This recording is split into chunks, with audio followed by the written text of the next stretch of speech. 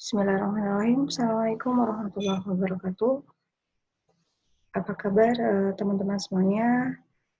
Semoga hari ini masih diberikan nikmat sehat, nikmat ilmu yang bermanfaat, dan juga kesempatan untuk menambah pengetahuan, dan pastinya teman-teman yang masih stay at home, semoga saja masih tetap bisa menikmati kebersamaan bersama keluarga tercinta, dan juga tetap semangat ya untuk menambah terus ilmunya meskipun dengan jarak jauh. Baik teman-teman, kali ini masih bertemu dengan saya di promosi kesehatan, pendidikan dan promosi kesehatan. Untuk mata kuliah ini, yang kali ini kita akan membahas tentang teori prosit ya. Ya, ada yang sebelumnya sudah baca mungkin untuk teori ini. Ya, oke. Baik, langsung saja saya sampaikan slide-slide-nya. Sebagai pendahuluan, kita semua tahu promosi kesehatan adalah sebuah proses yang bertujuan untuk memungkinkan individu meningkatkan kontrol terhadap kesehatan dan meningkatkan kesehatannya yang berbasis pada filosofi yang jelas mengenai pemberdayaan diri sendiri. Adapun model prosit ini, adalah salah satu model promosi kesehatan yang dapat mengoperasionalisasikan promosi kesehatan. Jadi untuk seorang individu, seorang klien atau pasien menambah pemberdayaan dirinya melalui kontrol terhadap kesehatannya, bisa didapatkan dengan berbagai cara. Namun di teori prosit ini adalah bagaimana upaya kita untuk mengoperasionalisasikan promosi kesehatan agar individu-individu yang menerima informasi tentang kesehatan bisa memberdayakan dirinya dengan baik. Adapun rumusan masalahnya, bagaimana pengertian, sasaran, strategi, ruang lingkup, promosi kesehatan, kemudian bagaimana perencanaan promosi kesehatan, pengertian model prosit ini, dan langkah-langkah apa saja yang ada di model prosit ini.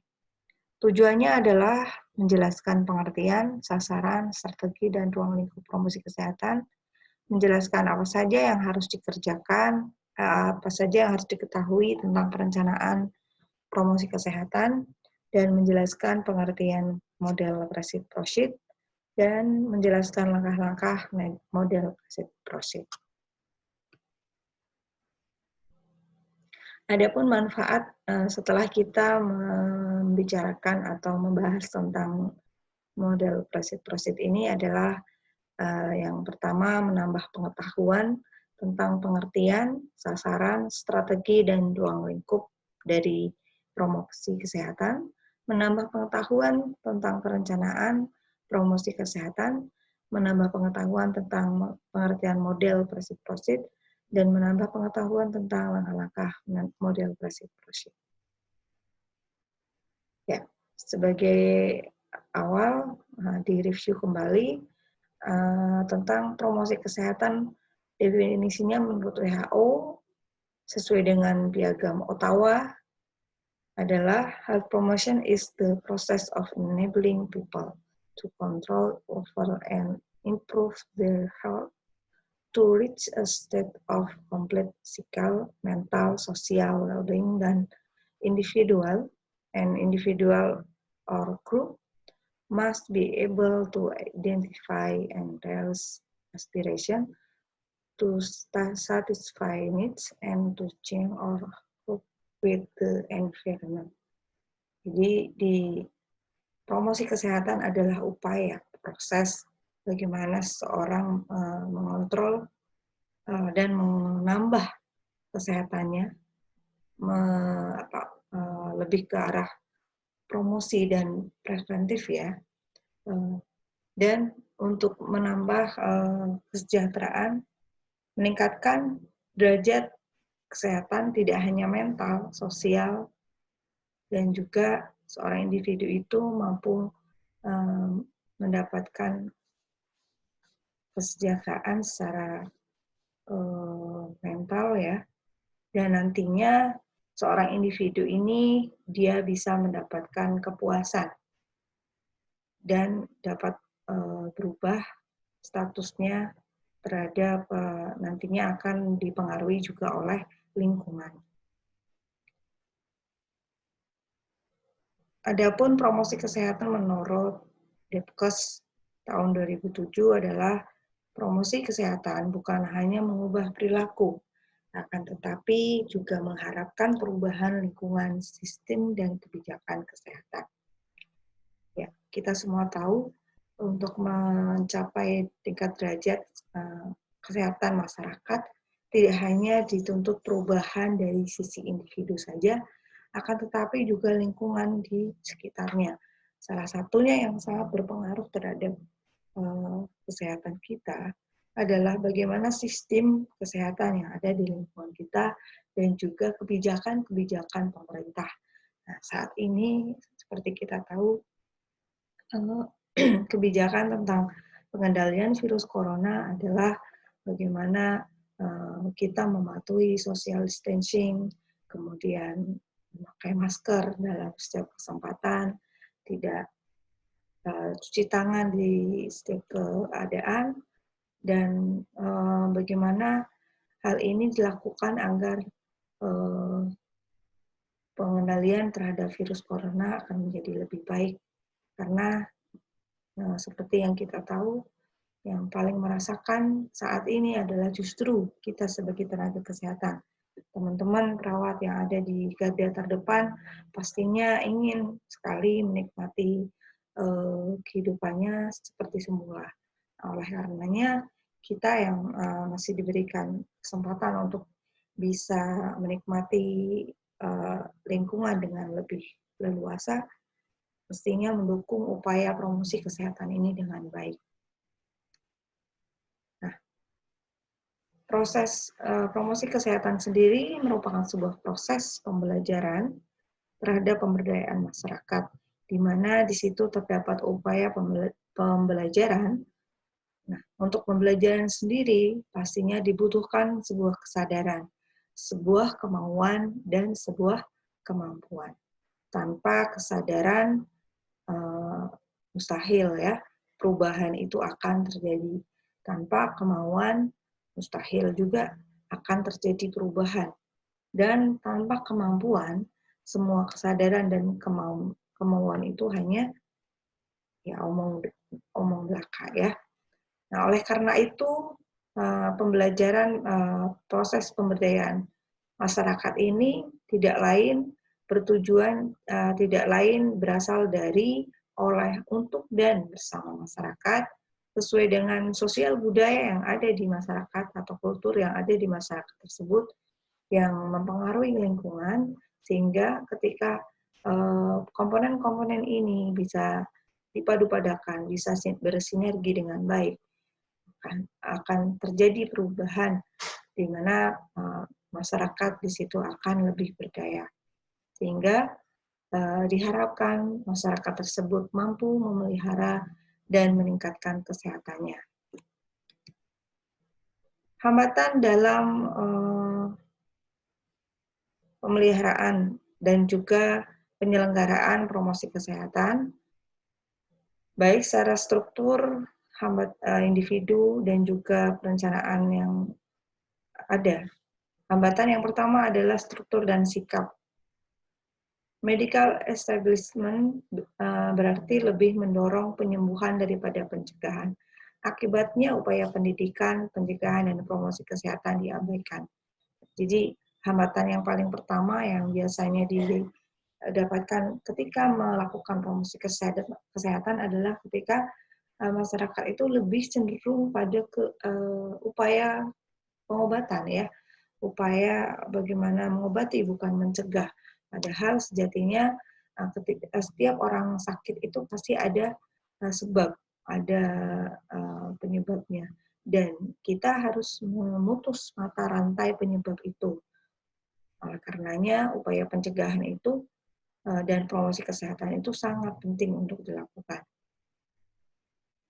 Hambatan individual. Nah, hambatan individual biasanya didapatkan dari kebiasaan dan persepsi. Ya. Kebiasaan itu dilandasi oleh persepsi. Jadi ketika seorang berpersepsi bahwa mencegah itu tidak lebih penting gitu ya dari kondisi sakit kemudian diobati, nah itu yang menjadi hambatan tersendiri bagi petugas kesehatan untuk kemudian berusaha memberdayakan masyarakat. Jadi sikap abai, sikap tidak peduli terhadap pencegahan penyakit ini juga akan menjadi salah satu hambatan terbesar ya untuk menyelenggarakan promosi kesehatan. Kemudian jaringan kooperasi dan perencanaan yang rumit, ya, mencakup pelaku riset dan praktisi dari berbagai disiplin ilmu serta policy maker. Bagaimana sistem kesehatan bisa terus meningkatkan pelayanannya, manakala dari sisi keilmuan itu tidak disadari dari riset-riset yang harusnya memang menjadi sebuah landasan ketika perubahan itu akan terjadi. Ya, nah, sebuah perubahan akan lebih terasa manakala tindakan-tindakannya itu berdasarkan penelitian, berdasarkan hasil riset, berdasarkan kajian yang sudah disusun dengan sedemikian rupa, sehingga ketika sebuah kebijakan itu digulirkan, itu memang berdasarkan kajian yang sudah matang. Dan ini ketika pelaku riset tidak melakukan riset dengan baik, itu juga akan mempengaruhi terhadap pengambilan keputusan. Perencanaan promosi kesehatan sendiri merupakan suatu proses diagnosis, penyebab masalah, penetapan prioritas, dan alokasi sumber daya yang ada untuk mencapai tujuan. Nah, baik, selanjutnya kita langsung kita akan masuk ke teori presit-presit itu sendiri. Ya, dari presit-presit ini dikemukakan oleh seorang tokoh namanya Lawrence Green, ya. Nah, ini framework dari kerangka presit-presit. Di sini ada 10 fase ya. 10 fase semuanya sebenarnya 10 fase. Dimulai assessment, kemudian epidemiological assessment, pengkajian epidemiologi, kemudian pengkajian perilaku dan environmental, pengkajian pendidikan dan ekologi, assessment tentang administrasi, pengambilan keputusan, dan sebagainya ya. Kemudian di tahap 6 ada implementasi, tahap 7 proses evaluasi, tahap 8 impact dari evaluasi, dan tahap 9 adalah outcome evaluasi. Nah, dari 9 yang ada di sini merupakan gambaran bagaimana proses health promosi atau promosi kesehatan itu dilakukan. Di dalam framework ini dijelaskan juga ada di health service atau pelayanan kesehatan, di situ ada health education, health promotion, dan policy regulation. Untuk health education sendiri melalui beberapa tahap, di mana di situ ada predisposing factor, reinforcing factor, enabling factor, yang nantinya akan beroutcome berupa behaviors and lifestyle, ya perilaku dan gaya hidup, yang nantinya akan dipengaruhi oleh lingkungan. Dan ketika dua elemen ini bisa bersinergi dengan baik, akan memunculkan perilaku kesehatan. Dan ketika perilaku sehat ini sudah bisa dipelihara dengan baik, nantinya akan meningkatkan quality of life dari seseorang. Model presit-prosit memiliki 9 langkah. pendekatan promosi kesehatan yang dikembangkan oleh Lawrence Green ini di tahun 1980 yang dapat digunakan untuk membuat perencanaan dan evaluasi kesehatan. Adapun PRESID di sini lebih menekankan pada upaya predisposing, reinforcing, enabling, causes, dan education diagnosis. PRESID sendiri digunakan untuk meyakinkan bahwa program akan sesuai dengan kebutuhan dan keadaan individu atau masyarakat sekitar. Jadi di PRESID ini penekanannya adalah program-program yang sudah dilakukan, yang sudah dicanangkan, itu sesuai dengan kebutuhan individu dan masyarakat. Sehingga nantinya ketika sesuai dengan kebutuhan, akan digunakan dengan sedemikian rupa. Dan pastinya akan menghasilkan outcome yang sesuai yang diinginkan.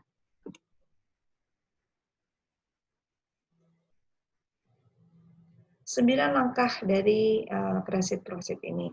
Yang pertama, diagnosis sosial, kemudian diagnosis epidemiologi, perilaku dan lingkungan, pendidikan dan organisasi, diagnosis kebijakan dan administrasi, kemudian implementasi, evaluasi proses, evaluasi dampak, dan evaluasi hasil.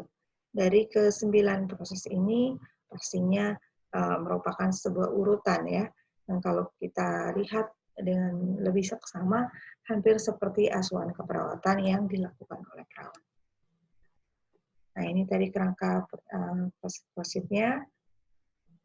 Fase ini yang pertama di fase sosial, diagnosis sosial, adalah proses penentuan persepsi masyarakat terhadap kebutuhannya dan aspirasi masyarakat untuk meningkatkan kualitas hidupnya melalui partisipasi dan penerapan berbagai informasi yang didesain sebelumnya.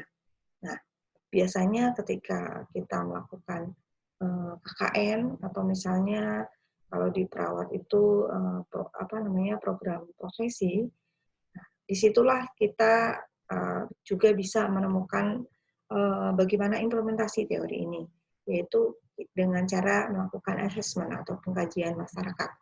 Setelah pengkajian masyarakat itu, kita akan lebih mendapatkan gambaran apa saja kebutuhan-kebutuhan yang diperlukan masyarakat untuk meningkatkan kesehatannya. Kemudian di fase 2 adalah diagnosis epidemiologi, yaitu bagaimana mengamankan dan menggunakan data statistik yang sudah didapatkan yang lebih spesifik dari populasi target dalam rangka mengidentifikasi dan mengurutkan masalah dan tujuan kesehatan yang dapat memberikan kontribusi terhadap kebutuhan masyarakat yang teridentifikasi. Kemudian di fase 3 adalah diagnosis perilaku dan lingkungan. Diagnosis perilaku berdasarkan pada analisis hubungan perilaku dengan tujuan atau masalah yang diidentifikasi dan dalam diagnosis epidemiologi sosial.